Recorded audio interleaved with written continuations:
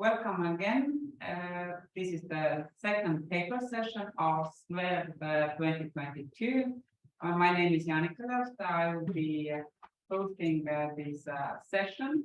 And although my personal research interest is more about technological innovation process and STEAM, I would say that the upcoming session is highly demanding, also highly related to the innovations we definitely need during the post-COVID period.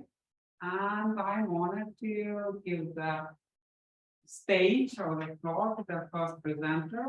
And the paper called is Automated Paragraph Detection Using Cohesion Network Analysis. And the authors are Robert Botarleanu, Mikhail Laskalis, Scott Crossley, and Daniela McNamara. So please. Yeah, hello everyone. My name is Robert Botarleanu, and today I will present our work titled Automated Paragraph Detection Using Cohesion Network Analysis. To start off, the first question you might ask is, what is the motivation behind detecting the proper placement of paragraphs in a text? And the main answer here is that having adequate segmentation of ideas in a text, for which paragraphs are a crucial part, is an important aspect of textual structuring. The way paragraphs are placed in a text impacts both the structure as well as the cohesion of the writing. Thus, an automated method of identifying the optimal structure of a text can be a valuable tool. Its value can be measured both as a learning tool that can help students identify issues with their own textual segmentation, as well as a tool for identifying complex paragraphs in a text. What is a paragraph break? So paragraph break is a central delimitator of ideas.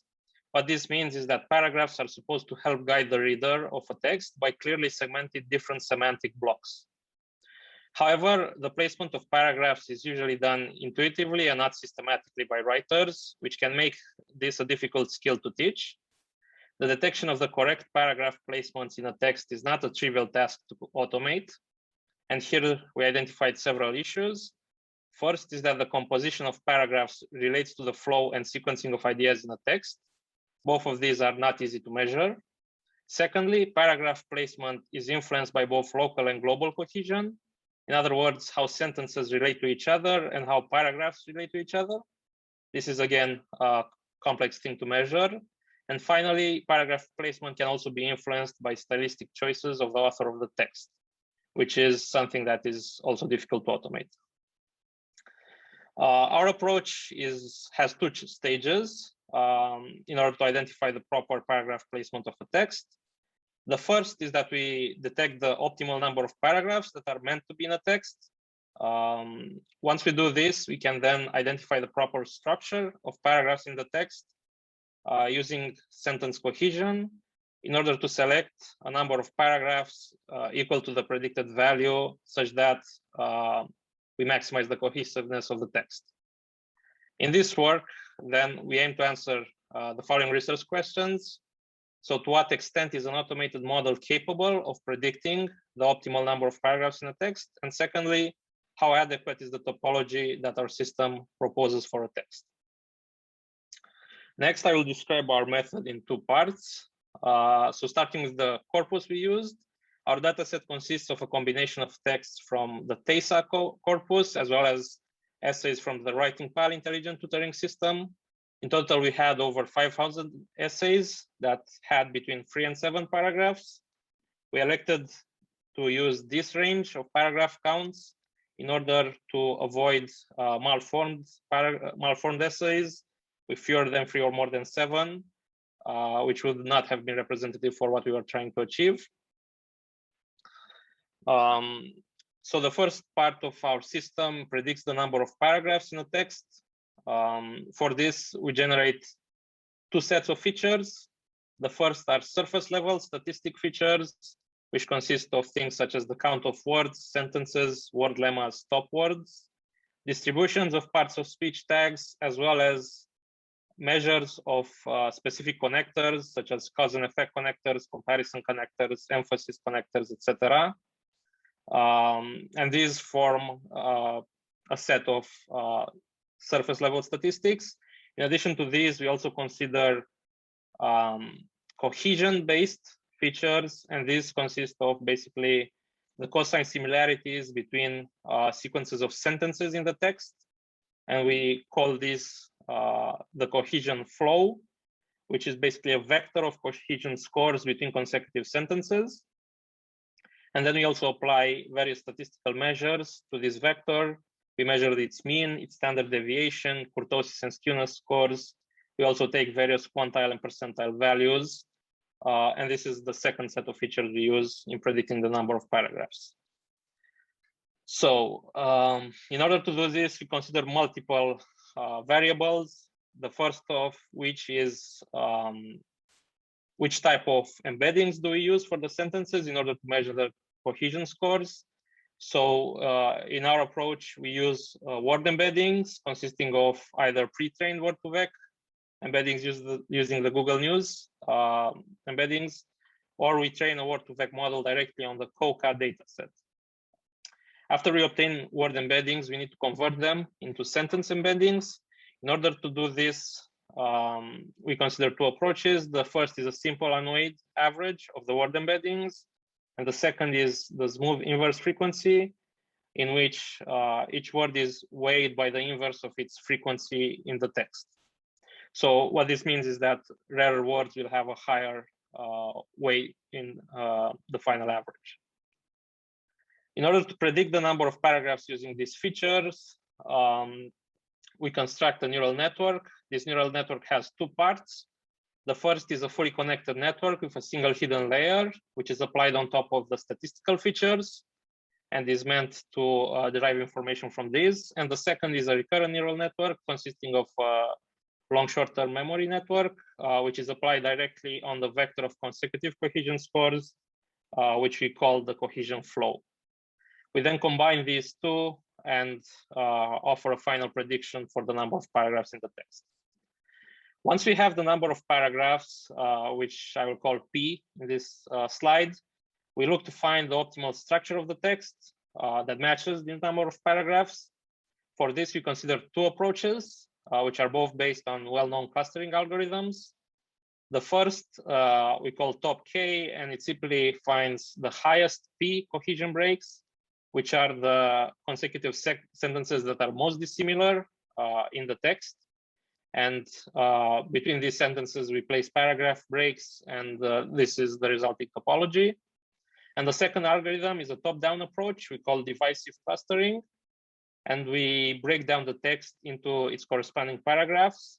So to do this, we first consider that all sentences belong to one cluster or one paragraph.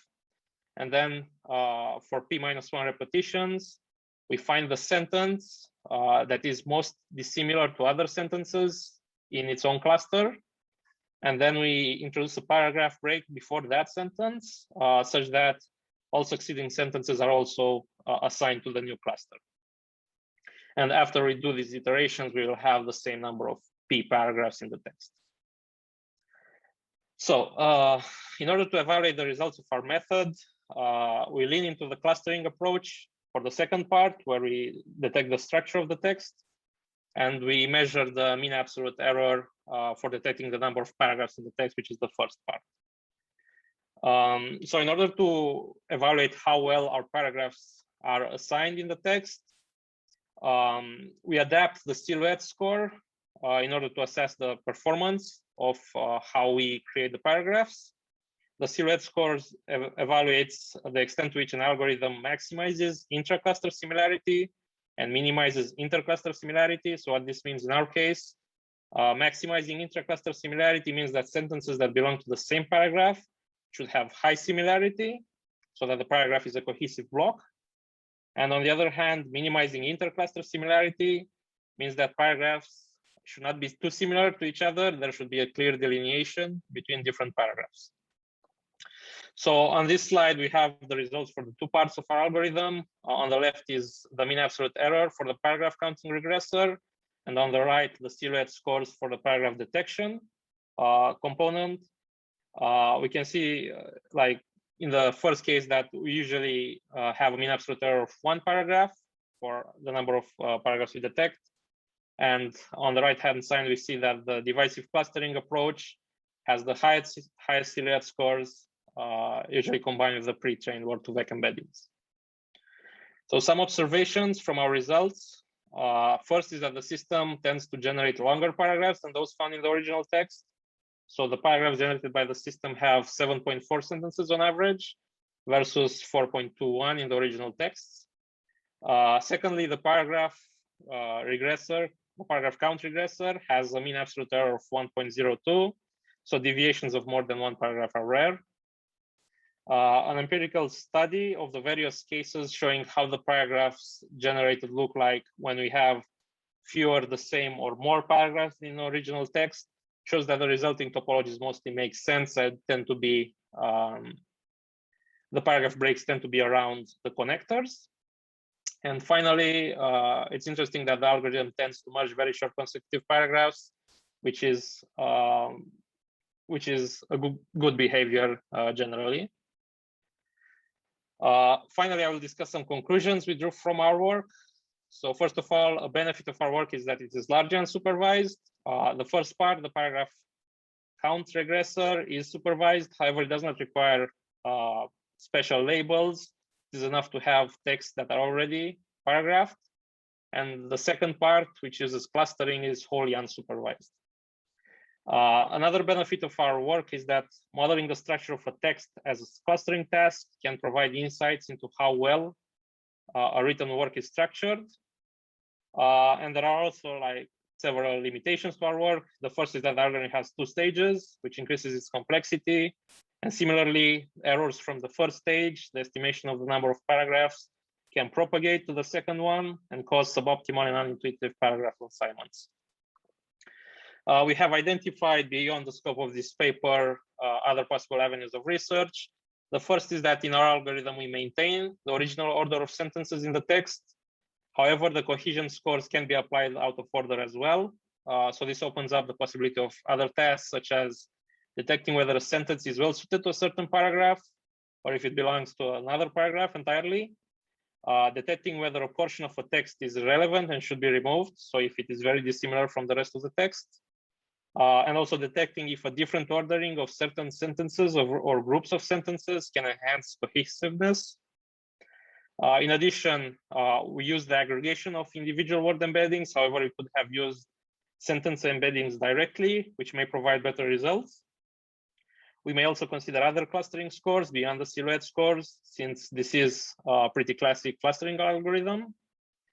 We have also not explored the usage of such a system in an educational setting, which is very important in order to measure if it is actually a learning tool for students. So thank you for your attention. I'm ready to answer any questions. Thank you, Robert, for a really interesting presentation. And we have a question from Carlo. Carlo, please. I quite surprised from your results, but interesting, because if I well understood, it seems that people use much shorter sentences than what is actually needed. That's exactly what they try to teach when you write English, to try to cut as much as possible the sentences. Why your analysis seems to indicate exactly the contrary. I mean, at least not exactly the contrary, but that you can increase the length of the sentences. And this probably will give more room for the style of the writers, isn't it? This is just a comment. The question is if you can say a little bit more what you expect to obtain with your system in the learning context. Yes, certainly. So the first part I mentioned is that the system can be used for learners in order to give them direct feedback on whether their paragraph structure is optimal. So using the cohesion scores, you might detect if, for example, they constructed a very long paragraph, which actually has 2 parts, which are dissimilar to each other. So this can be an initial system to get direct feedback to the student without having to involve a teacher. And secondly, it can be used in order to detect more complex paragraphs. So in this situation, you may want, for example, to focus more during the learning process on those paragraphs versus the simpler ones.